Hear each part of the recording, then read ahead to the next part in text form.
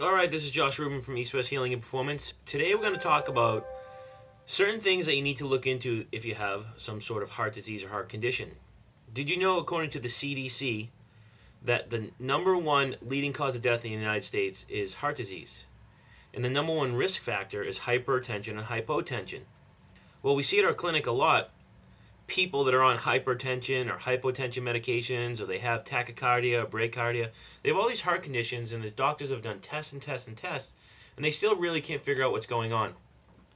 Well, I'm not going to tell you exactly what to do. I'm just going to give you some insight, so you can actually start doing the research on your own to figure out why maybe you have some type of heart condition, heart disease, and so forth. Well, let's think about it. We're going to look into some different areas.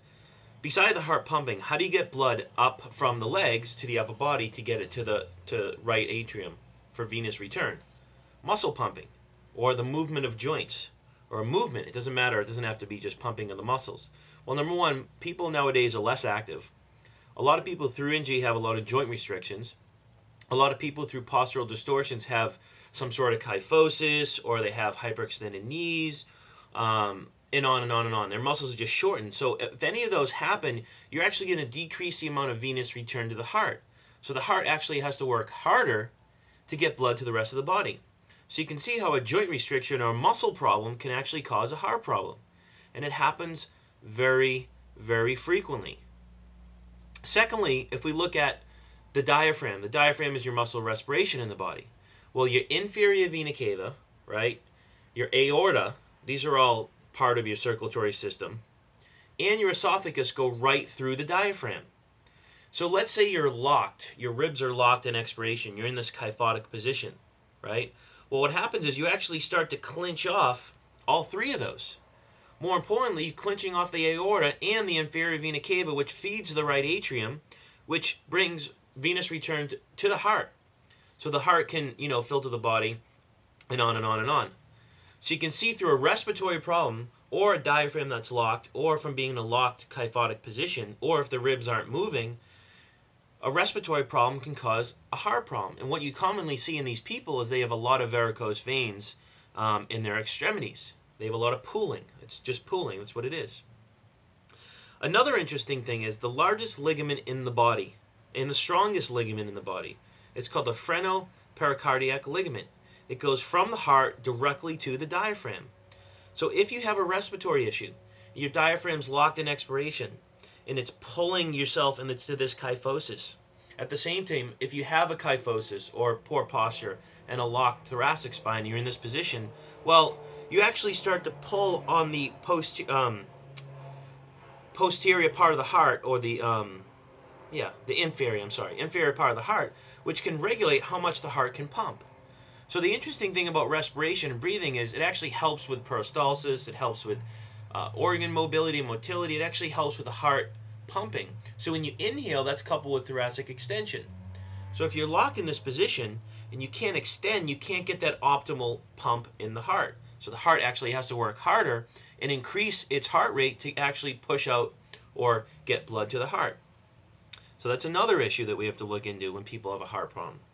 Another problem is heart disease. Well, we say cholesterol is bad. That's a whole other topic in itself. But the interesting thing is HDL cholesterol goes from the periphery to the liver. LDL goes from the liver to the periphery. We say it's bad cholesterol, but it's really not. It's like our little carpenters. So if you have any type of inflammation in your body, and you can look at our homogenization and pasteurization video to learn more about that, or go to our resource page on our website to learn about cholesterol. LDL is going to go from the liver to the periphery to help fight the inflammation. It can be inflammation from numerous things. So we can see if we treat the cholesterol in the arteries, that's not really the problem. It's some sort of systemic inflammation from maybe eating too many carbohydrates and overdosing on sugar, or eating foods that are pasteurized, homogenized, and have tons of additives and preservatives in them, and on and on and on. Okay? So you can see how inflammation can cause a heart problem. Another issue is dehydration. When you're chronically dehydrated, the body will release a diuretic hormone or antidiuretic hormone. And it's actually sometimes called vasopressin. And this actually causes increased constriction in the blood vessels, which can cause increased heart rate, increased blood pressure. Pretty simple. Okay? So it's dehydration causing a heart problem. Another issue is, and this kind of correlates to the adrenal glands and the thyroid, if you have a problem with one of those. So let's say you have a problem with your adrenal glands, right? The adrenal glands, among other things, fight inflammation, but also regulate blood sugar and blood pressure. So, if you're not eating the right foods or you're chronically stressed, two things can happen. When you release cortisol as well as adrenaline gets released to fight stress, well, that increases your heart rate. If you never adapt to your stresses and you never come down from that, you're always going to have an increased heart rate. That's why you typically see in people that are in stage 1 adrenal fatigue, they usually have elevated heart rate and hypoglycemia. Now, if that keeps going, typically people in stage 2 and stage 3 actually have really low blood sugar, and it fluctuates from high to low, as well as chronically low blood pressure. So an adrenal problem causes either high or low blood pressure, which can cause a heart problem. Now, this can also be done with food. So if we're eating the wrong foods and we're eating foods that are high in sugar and carbohydrates, we become hypoglycemic. Well, when the blood sugar drops to a certain amount, or when we're starving ourselves and we go work out, well, our body needs energy to actually supplement that. So the body at times will release adrenaline so you don't die and go into a coma. This is equivalent to working out and you get nauseous because you're really hungry. Well, your body's released adrenaline so you don't go into a coma, in a sense, a blood sugar coma, to help. It's compensating to maybe bring up the blood sugar. So that can actually cause tachycardia and cause blood pressure issues. Okay. Another issue is food intolerances. A lot of people that eat foods that they're intolerant to, and these are commonly the foods they eat all the time. And if you want to learn more about this, you can do a lab through us. It's a blood spot lab to see from 90 to 100 foods what you're intolerant to. But one of the most common symptoms is after you eat these foods, you get an elevated heart rate or you get high blood pressure. So that's another thing you need to look into.